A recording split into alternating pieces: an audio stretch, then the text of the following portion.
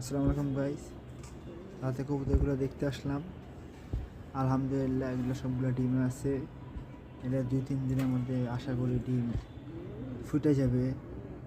যে কবুতরটা ঠান্ডা লাগছিল মেনলি, এই কবুতর ঠান্ডা, তো আমি ওষুধ খাওয়াই দিয়েছিলাম, আল্লাহর মধ্যে সুস্থ হয়ে যাবে। এটা 2-1 দিন আগে ডিম পাড়ছে। এখানে একটা ফাঁকা, এখানে 2টা মাদি থাকে, এখানে এক জোড়া আছে ডিমে, ওরাও আছে ডিমে। ওদের ডিমও 2-1 দিনের মধ্যে ফুটে যাবে। এই যে আছে ঘুঘু পাখি, ডায়মন্ড ঘুঘু,